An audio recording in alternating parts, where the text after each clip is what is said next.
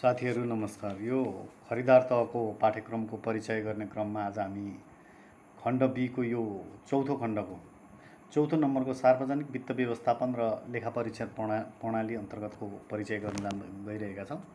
यो सार्वजनिक वित्त व्यवस्थापन भनेको के हो र लेखा परीक्षण प्रणाली भनेको के हो, यो हामीले बुझ्नुपर्ने हुन्छ। यसमा विभिन्न 6वटा सब टपिक्सहरू दिएको छ। यसमा ऐन नियमका कुराहरू धेरै पर्छन् र परिचयका कुराहरू। त्यसरी नै यसको परिचय खण्डमा नसुनिएका खण्डहरू अथवा फर्स्योट गर्नुपर्ने खण्डहरू अथवा परिचय दिँदै जानुपर्ने कुराहरू धेरै पर्छन्। अब हामीले पहिले यसमा दिएको सार्वजनिक वित्त व्यवस्थापन भनेको के हो भनेर बुझ्नुपर्ने हुन्छ। सार्वजनिक वित्त व्यवस्थापन र लेखा परीक्षण प्रणाली भनेर दिएको छ। अब सार्वजनिक वित्त व्यवस्थापन भनेको के हो त? वास्तवमा सार्वजनिक वित्त व्यवस्थापनले के गर्छ हेरौँ त। सार्वजनिक वित्त व्यवस्थापन भनेको सार्वजनिक वित्त व्यवस्थापन कुनै पनि मुलुकको राजस्व सङ्कलन, मुख्य राजस्व सङ्कलन तथा खर्च प्रणालीसँग आबद्ध रहेको हुन्छ। यो साथीहरू, सार्वजनिक वित्त व्यवस्थापनले सरकारका स्रोत व्यवस्थापन तथा उपयोग, बजेट तथा कार्यक्रम, तर्जुमा, निकासा तथा खर्च व्यवस्थापन, अभिलेख तथा प्रतिवेदन आदि कार्यमा पारदर्शिता, जवाबदेहिता, यसरी नै लेख्नुहोस्, विधिसम्मत कार्य गरेको सुनिश्चितता गर्दछ अथवा त्यसलाई व्यवस्थापन, सार्वजनिक वित्तलाई चाहिँ कसरी लिने र कसरी खर्च गर्ने, त्यसभित्रका नियमहरू कसरी बनाउने त व्यवस्थापन गर्ने भन्ने कुरा चाहिँ यसले औल्याउँदछ। सार्वजनिक वित्त व्यवस्थापनको मुख्य उद्देश्य पनि यही हो, राजस्व सङ्कलन गर्ने, बजेट तर्जुमा गर्ने, स्वीकृत निकासा, खर्च, लेखा प्रतिवेदन सम्बन्धी कानुनी व्यवस्थाको पालना गरी कुशल एवं प्रभावकारी रूपमा सार्वजनिक सेवाहरू प्रदान गरी वित्तीय सुशासन कायम गर्नु हो। यसको मुख्य अभिष्ट भनेको वित्तीय सुशासन नै हो। यो पाठ्यक्रमको तपाईहरुको पाठ्यक्रमको हेडिङ भनेको वित्तीय सुशासन कायम गर्नु हो भनेर लेख्नुभयो भने, वित्तीय सुशासन कायम गर्नका लागि जसरी विभिन्न औजारहरू बनाएका छन् नि, त्यो औजारहरू पालना भयो कि भएन त भनेर एउटा तोकिएको अथवा कानुनी निकायले गर्ने कार्यलाई चाहिँ लेखा परीक्षण भनिन्छ। त्यसरी लेखा परीक्षणको पनि कुरो छुहाउन सकिन्छ है। यहाँ वित्तीय कारोबारसँग सम्बन्धित लेखा, कागजात, अभिलेख एवं कानुनको पालना भए नभएको, त्यसरी खर्च गर्दाखेरि, निकासा लिँदाखेरि कानुनको पालना भयो भएन त, अथवा वित्तीय टुलहरूको पालना भयो भएन त भन्ने सम्बन्धमा स्वतन्त्र एवं निष्पक्ष रूपले नियमितता, मितव्ययिता, कार्यदक्षता, प्रभावकारिता र औचित्यता, यसलाई निमिका प्रऔ भनेर संक्षिप्तमा बुझ्न पनि सकिन्छ है, समेतको विचार गरिने लेखा परीक्षणका माध्यमबाट आर्थिक प्रशासनमा के हुन्छ भन्दा जवाबदेहिता, पारदर्शिता प्रबन्धन गरी वित्तीय सुशासनमा सेवा पुर्याउने कार्यमा सहयोग पुग्ने अपेक्षा गरिएको हुन्छ। यसलाई हामीले के भनियो त भन्दा सार्वजनिक वित्त भनेको के हो र सार्वजनिक वित्त व्यवस्थापन कसरी गरियो र लेखा परीक्षण भनेको के हो भनेर चाहिँ हामीले चिन्यौँ। अब लेखा परीक्षणलाई अलिकति विस्तृत रूपमा हेर्नको लागि अस्ति पनि हामीले भन्यौँ, लेखालाई के भनिन्छ भन्दा आर्थिक कारोबारको अभिलेखलाई लेखा भनियो। यसले के गर्छ त? मुख्यतया विनियोजन, राजस्व, धरौटी, जिन्सी र आयोजना सञ्चालन गरेको भए सो समेतको लेखा राख्ने कार्य गर्छ। अब यसमा धेरै नगइकन लेखा परीक्षण भनेको के हो त भनेर 4.1 को पाठ्यक्रममा, तपाईहरुको 4.1 को पाठ्यक्रममा दिएको लेखा परीक्षण भनेको के हो त भनेर हेर्दाखेरि, लेखा परीक्षण भन्नाले साथीहरू यसरी बुझ्न सकिन्छ, हिसाब किताबको भौतिक रूपमा जाँच गर्ने कार्य। यो चाहिँ के हो त भन्दा हिसाब किताबको भौतिक रूपमा जाँच गर्ने कार्यलाई के भन्छौँ त हामी भन्दा लेखा परीक्षण भन्छौँ। यो अडिट भनिन्छ, AUDIT, अडिट। अब अडिट शब्दको उत्पत्ति कसरी भयो त भन्दा ल्याटिन शब्द AUDIRE बाट भएको हो, जसको अर्थ टु हियर हुन्छ अथवा सुन्नु हुन्छ। लेखा परीक्षण भनेको एक निकायले गरेको खर्च अर्को निकायले हेर्ने र प्रतिवेदन मार्फत अरूलाई सुनाउने कार्य हो भनेर लेख्न सक्नुहुन्छ है। कुनै पनि संस्था वा कार्यालय वा निकायको आर्थिक कारोबारसँग सम्बन्धित लेखाको स्वतन्त्र, निष्पक्ष एवं उद्देश्यमूलक रूपमा लेखा परीक्षण सम्बन्धी प्रचलित कानुन र स्थापित मान्ने सिद्धान्तको आधारमा गरिने परीक्षण तथा जाँच पडताल र सोको मूल्याङ्कन तथा विश्लेषण समेत गर्ने कार्यलाई लेखा परीक्षण भनिन्छ। हेर्नुहोस् त, लेखा परीक्षणको उद्देश्य पनि आयो। अब लेखा परीक्षणका प्रकारलाई तपाईहरुले के गर्न सक्नुहुन्छ भने आन्तरिक लेखा परीक्षण र अन्तिम लेखा परीक्षण भनेर लेख्न सक्नुहुन्छ। यो आन्तरिक लेखा परीक्षण र अन्तिम लेखा परीक्षण नियन्त्रण प्रणाली अलि महत्त्वपूर्ण पनि छ तपाईहरुको लागि। यसलाई अब आन्तरिक लेखा परीक्षण भनेको के हो र अन्तिम लेखा परीक्षण भनेको के हो भनेर तपाईहरुले यसपछिको भिडियोमा यसको विस्तृत रूपमा हेर्न सक्नुहुन्छ। अहिले लेखा परीक्षण भनेको के हो भनेर बुझ्नुभयो भने तपाईहरुलाई सरसर्ती पाठ्यक्रम चिन्न सजिलो हुन्छ है साथीहरु। त्यसैगरी नै अब यो बेरुजु भनेर दिएको छ, बेरुजु चिनौँ त अलिकति। बेरुजु भनेको के हो त वास्तवमा? बेरुजु भनेको रुजु नभएको, नमिलेको, नमिलिकन देखिएको, जुन हामीले अघि टुल्सहरु भन्यौ नि, हामीले लेखाका एउटा मेजरमेन्ट टुल्स बनाएको छ, मान्ने सिद्धान्त बनाएको छ, त्यसको नियम बनाएको छ, त्यो नियमभन्दा विपरीत गएर खर्च भएछ, टुल्सभन्दा आउट गएछ। हेर्नु त, उपलब्ध स्रोत साधनलाई अघिकै कुराहरू हालेर पनि बनाउन सक्नुहुन्छ। नियमितता, मितव्ययिता, कार्यदक्षता, प्रभावकारिता र औचित्यताका आधारमा प्रयोग गर्दै आर्थिक प्रशासनलाई जवाबदेही र पारदर्शिताको माध्यमबाट आर्थिक प्रशासनमा सुशासन कायम गर्न लेखा परीक्षणको क्रममा देखिएको त्रुटि वा अनियमितता नै बेरुजु हो। यसले चाहिँ आर्थिक अनुशासनको उपहास गर्दो रहेछ। त्यसरी नै आर्थिक सुशासन कायम हुन दिँदो रहेछ। त्यसलाई हामीले बेरुजु भनिदो रहेछ अथवा रुजु नभएको। सरल अर्थमा बेरुजु भन्नाले तपाईहरुले के बुझ्न सक्नुहुन्छ तपाईहरुको लेभलले भने रुजु हुन नसकेको आर्थिक कारोबार हो। सर्वप्रथम बेरुजुको परिभाषा सरकारी रकम असुल फर्स्योट ऐन 2027 थियो, त्यसमा भएको पाइन्छ है साथीहरु। यस नियमको परिभाषा अनुसार बेरुजु भन्नाले आर्थिक लेखा परीक्षण वा अन्तिम लेखा परीक्षणबाट, हेर्नुस् त, आन्तरिक लेखा परीक्षण, अघि मैले भने नि दुई प्रकारका मुख्य गरी पढ्नुपर्छ भनेर, आन्तरिक लेखा परीक्षण वा अन्तिम लेखा परीक्षणबाट देखिएको वा ठहरिएको कुनै सरकारी आर्थिक कारोबारको अनियमित रकमलाई सम्झनु पर्छ भन्छ। अनि यो आर्थिक कार्यविधि ऐन 2055 अनुसार पनि बेरुजुको परिभाषा गरिएको छ। हेर्नुस् त, प्रचलित कानुन बमोजिम पुर्याउनु पर्ने रीत नपुर्याई कारोबार गरेको, रीत नपुर्याई कारोबार गरेको अरे, वा राख्नुपर्ने लेखा नराखेको तथा अनियमित वा बेमनासिब तरिकाले आर्थिक कारोबार गरेको, जथाभावी खर्च गरेको नि, यो टुल्स बेगर, नियम बेगर, ऐन बेगर जथाभावी खर्च गरेको, तरिकाले आर्थिक कारोबार गरेको भनी लेखा परीक्षण गर्दा, जसले पाए त्यसले औँल्याउन पाएन है। फेरि लेखा परीक्षण गर्दा औँल्याइएको वा ठहर्याइएको कारोबार सम्झनु पर्दछ। त्यसलाई हामीले के भनिन्छ त भन्दा बेरुजु भनिन्छ। अब बेरुजुलाई पनि तीन भागमा वर्गीकरण गरिन्छ साथीहरु। मुख्य गरी एउटा असुल गर्नुपर्ने बेरुजु अनिवार्य, नियमित गर्नुपर्ने बेरुजु र पेस्की बाँकी भनेर पनि विभिन्न भागमा वर्गीकरण गर्न सकिन्छ। यसलाई इनामिना मस्योट महालेखा परीक्षकको कार्यालयले बेरुजुलाई पनि विभिन्न भागमा वर्गीकरण गरेको छ। अहिले इनामिना र मस्योट भन्छ, हानि नोक्सानी पारेको भन्छ, अनियमितता भएको भन्छ, प्रमाण कागजात पेश नभएको भन्छ, जिम्मेवारी नसरेको भन्छ, शोध भर्ना नलिएको भन्छ, पेस्की फर्स्योट नगरेको भन्छ। अनि त्यस्तै विभिन्न कुराहरू यसले औँल्याएको पाइन्छ साथीहरु। हेर्नुस् त, बेरुजुको बारेमा तपाईहरुले यति बुझ्नुभयो भने पाठ्यक्रमलाई चिन्न सक्नुहुन्छ। प्रचलित कानुन बमोजिम पुर्याउनु पर्ने रीत नपुर्याई कारोबार गरेको वा राख्नुपर्ने लेखा नराखेको तथा अनियमित वा बेमनासिब तरिकाले आर्थिक कारोबार गरेको भनी के गर्दा लेखा परीक्षण गर्दा औँल्याइएको वा ठहर्याइएको कारोबारलाई बेरुजु भनिन्छ भनेर लेखिदिनु भयो भने तपाईहरुलाई पुगिहाल्छ है परीक्षामा। अब यो मूल्य अभिवृद्धि कर भन्छ। मूल्य अभिवृद्धि कर भनेको के हो त वास्तवमा? कर भनेको के हो? हेर्नुस् त, मूल्य अभिवृद्धि कर भनेको के रहेछ त वास्तवमा? हेरौँ है अलिकति। तपाईहरुको पाठ्यक्रममा दिएको छ, यसलाई चिन्नुस् त। पहिले कर भनेको के हो, मूल्य अभिवृद्धि कर भनेको के हो भनेर चिन्नुस् त। त्यसको लागि पहिले तपाईहरुले कर भनेको के हो भनेर चिन्नुस् है त। कर भनेको नि साथीहरु, सरकारले जनतालाई विभिन्न सेवा सुविधाहरू उपलब्ध गराएको हुन्छ नि त। हेर्नुस् त, सरकारले जनतालाई विभिन्न सेवा सुविधाहरू उपलब्ध गराए बापत जनताले अनिवार्य रूपमा के बमोजिम प्रचलित कानुनको अधीनमा रही सरकारलाई तिर्नुपर्ने मौद्रिक सम्पत्ति नै कर हो भनेर बुझ्नुस् त ल। सरकारले विभिन्न सेवा सुविधाहरू जनतालाई दिएको हुन्छ अरे। हेर्नु, त्यो उपलब्ध गराए बापत जनताले प्रचलित कानुनको अधीनमा रही सरकारलाई तिर्नुपर्ने मौद्रिक सम्पत्ति चाहिँ कर हो।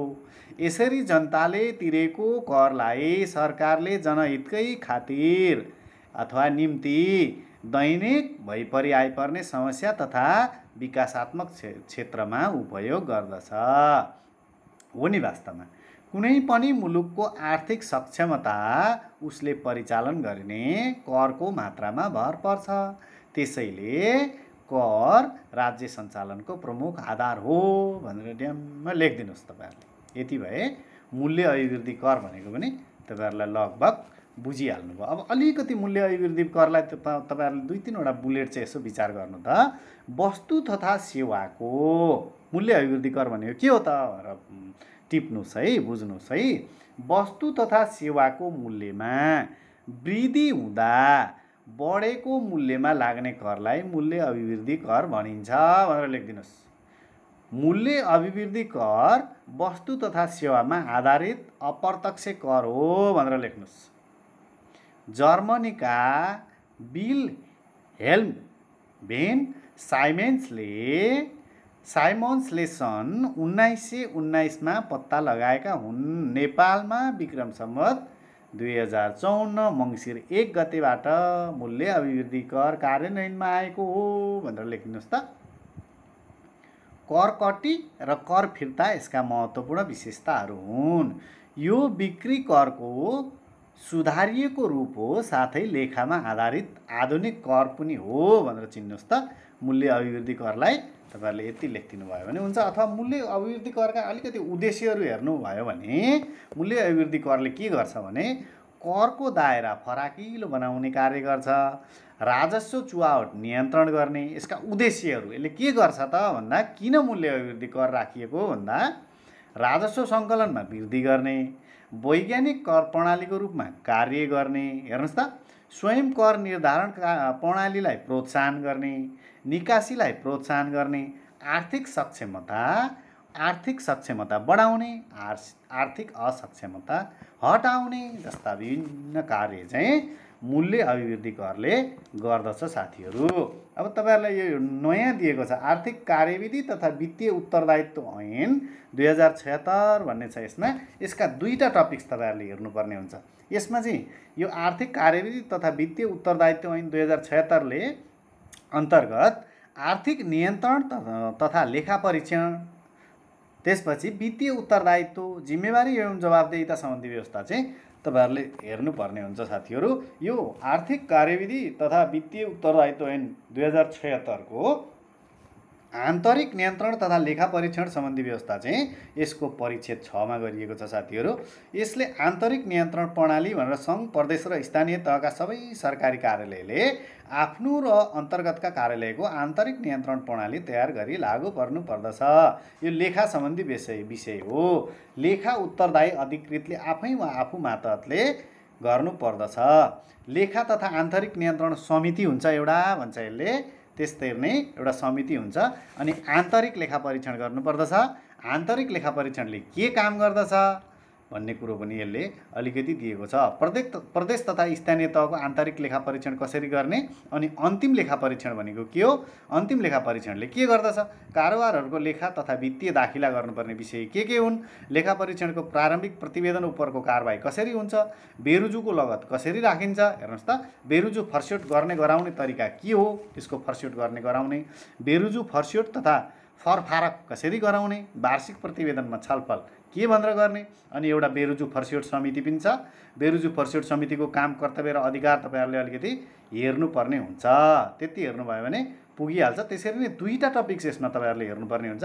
एउटा 9 मा वित्तीय उत्तरदायित्व, जिम्मेवारी र जवाबदेहिता भनेर अलिकति त्यो सम्बन्धी पनि हेर्नुभयो भने वित्तीय उत्तरदायित्व भनेको के हो त भन्ने कुरा आउँछ यसमा। वित्तीय उत्तरदायित्व भनेको योजना फर्स्योट गर्ने, मध्यकालीन खर्च संरचना तयार गर्ने, बजेट प्रस्ताव गर्ने, सरकारी सम्पत्तिको संरक्षण व्यवस्थापन गराउने, बजेट समर्पण गर्ने गराउने तथा योजना तथा कार्यक्रमको अनुगमन गरी वित्तीय उत्तरदायित्व कायम गर्ने गराउने। मुख्य वित्तीय उत्तरदायित्व कायम गर्ने गराउने कर्तव्य संवैधानिक अङ्ग तथा निकायको हकमा सम्बन्धित संवैधानिक अङ्ग तथा निकाय प्रमुखको हुने, मन्त्रालय तथा केन्द्रीय स्तरको सचिवालय तथा आयोगको हकमा सम्बन्धित मन्त्रालयका विभागीय मन्त्री वा राज्य मन्त्रीको हुने। त्यसको जवाबदेहिता चाहिँ कसले, वित्तीय उत्तरदायित्व कसले जिम्मेवारी वहन गर्नुपर्दछ त भन्दाखेरि चाहिँ फाइनेन्सियल रेस्पोन्सिबिलिटी चाहिँ यिनीहरूले चाहिँ वहन गर्नुपर्छ। फलाना फलाना अधिकारीले वहन गर्नुपर्छ। लेखा तयार गर्न जिम्मेवार अधिकारीले के वहन गर्नुपर्छ, मन्त्रीले के जिम्मेवारी वहन गर्नुपर्दछ, विभागीय प्रमुखले आफ्नो उत्तरदायित्व कसरी, रेस्पोन्सिबिलिटी कसरी वहन गर्ने, आर्थिक प्रशासन सञ्चालन गर्ने जिम्मेवारी कसको र कसरी रेस्पोन्सिबिलिटी तयार गर्नुपर्ने अथवा जवाबदेही हुनुपर्ने, जवाबदेही को प्रति हुनुपर्ने, सार्वजनिक जवाबदेहीको पद धारण गरेको व्यक्तिले दिएको आदेश र निर्देशनमा भएको कारोबार वा निज आफैले गरेका कारोबारका सम्बन्धमा यो ऐन वा यस नियम अन्तर्गत बनेको नियमावली बमोजिम सम्बन्धित व्यक्ति जिम्मेवार हुनुपर्दछ। यो ऐन वा यस ऐन अन्तर्गत बनेको नियमावली एवं प्रचलित कानुन बमोजिम कारोबारसँग सम्बन्धित कागज तयार गर्ने, जाँच गर्ने, पेश गर्ने र सिफारिस गर्ने कर्मचारी, हेर्नुहोस् त, सबै कर्मचारी तथा पदाधिकारीले आफूले सम्पादन गरेको काम र सोसँग सम्बन्धित कारोबारको जिम्मेवारी वहन गर्नुपर्ने हुन्छ र त्यस्तो कामको सम्बन्धमा निज आफै जवाबदेही हुनुपर्छ है भनेर यो ऐनले चाहिँ त्यसरी वित्तीय जवाबदेहिताको कुरो गर्दछ। सरकारी धनमालको, सरकारी नगदी जिन्सी दुरुपयोग वा मसुत भएमा कारबाही गर्ने, सरकारी धनमाल वा सम्पत्तिको संरक्षण र तोकिएको काममा प्रयोग गर्नुपर्छ अनिवार्य भनेर चाहिँ यसले एउटा जवाबदेहिताको कुरो गर्दछ। यो पनि तपाईँहरूले हेर्नु पर्यो। अब आयकर ऐन भन्छ, हेर्नुहोस् त, आयकर ऐन 2058 छ। आयकर ऐन 2058 को परिच्छेद 17 मा तपाईँहरूले एउटा कुरो भुक्तानी करकट्टी सम्बन्धी व्यवस्था भन्छ। अब तपाईँहरूले आयकर ऐन 2058 अहिले त यो नेटमा पनि आइहाल्छ साथीहरू, नेटमा हेर्नुभयो त्यसको परिच्छेद 17 भने भुक्तानी करकट्टी सम्बन्धी व्यवस्था दिएको पाइन्छ। तपाईँहरूले दफा 87 देखि हेर्नुभयो भने दफा 87 ले के भन्छ भने रोजगारदाताबाट करकट्टी, रोजगारदाताबाट कसरी करकट्टी गर्ने, प्रत्येक बासिन्दा रोजगारदाताले रोजगारीबाट कुनै कर्मचारी वा कामदारले प्राप्त गरेको आयको गणना गर्दा कसरी लिने त, समावेश गरिने नेपालमा स्रोत भएको कुनै रकम भुक्तानी गर्दा अनुसूची 1 बमोजिमको दरले हुने करकट्टी गर्नुपर्ने छ भन्छ। कसरी करकट्टी गर्ने भन्ने, कर चाहिँ कट्टी गर्ने आधार के हुन्, कसरी करकट्टी गर्न सकिन्छ भनेर यसले दिएको छ साथीहरू। दफा 88 ले के भन्छ भने लगानी प्रतिफल र सेवाको शुल्क भुक्तानी गर्दा करकट्टी गर्ने। हेर्नुहोस् त, बासिन्दा व्यक्तिले नेपालमा स्रोत भएको ब्याज, प्राकृतिक स्रोत, भाडा, रोयल्टी, सेवा शुल्क भुक्तानी गर्दा र सो व्यक्ति स्वीकृत अवकाश कोष भएमा कुनै अवकाश भुक्तानीको रकम भुक्तानी गर्दा कुल भुक्तानी रकमको 15% का दरले करकट्टी गर्नुपर्ने छ भनेर यसले तोक दिएको छ नि त। यसरी नै के करकट्टी कसरी गरिन्छ त भनेर यसले तोकिदिएको छ क्या साथीहरू। ठेक्का वा कारोबारको भुक्तानी गर्दा करकट्टी कसरी गर्नुपर्छ, 1.5% का भुक्तानीको कुल रकमको 1.5% का दरले करकट्टी गर्नुपर्छ भनेर लेखिदिएको छ। त्यसरी नै तपाईँहरूले हेर्नुभयो भने करकट्टी गरिएको करको विवरण र भुक्तानी कसरी गर्ने, कहिले गर्ने भन्ने विभिन्न कुराहरू चाहिँ यसमा दिएको छ। तपाईँहरूले यसरी हेर्नुभयो भने यो परिच्छेद 17 आयकर ऐन 2058 को परिच्छेद 17 हेर्नुभयो भने तपाईँहरूले भेटिहाल्नुहुनेछ। अब अलिकति तपाईँहरूको पाठ्यक्रमले के भन्छ लास्टमा भने 4.6 मा लेखा परीक्षण ऐन 2075 भन्छ। लेखा परीक्षण ऐन 2075 को दफा 8 हेर्नुहोस् है, लेखा परीक्षण गर्ने विषयहरू के हुन् भनेर दिन्छ। तपाईँहरूले लेखा परीक्षण ऐन 2075 भनेर नेटमा हानेर खोज्नु भएर दफा 8 हेर्नुभयो भने लेखा परीक्षण गर्ने विषय भन्ने पाउनुहुन्छ। तपाईँहरूले यहाँ धेरै विषयहरू दिएका छन्, यसको सरसर्ती हेरेर तपाईँहरूले सटिक बनाएर पनि बुझ्न सक्नुहुन्छ। यहाँ जे छ त्यही लामो गरेर लेख्नुपर्छ भन्ने छैन, यसको भाव आयो, यसको निचोड आयो तपाईँहरूको कपीमा अथवा तपाईँहरूको लेखाइमा निखारता आएर यसको निचोड आयो भने भइहाल्छ साथीहरू। यहाँ जे छ त्यो हुबहु कण्ठ गर्नु पर्दैन।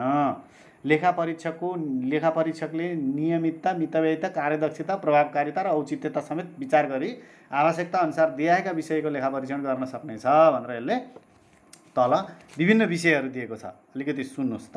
विनियोजन ऐन तथा अन्य ऐन बमोजिम सेवा तथा कार्यमा खर्च गर्न निर्दिष्ट शीर्षक तथा उपशीर्षकमा स्वीकृत भएका रकमहरू सोही शीर्षक तथा उपशीर्षकको सीमामा रही निर्दिष्ट प्रयोजनका लागि खर्च भए नभएको हेर्ने भयो।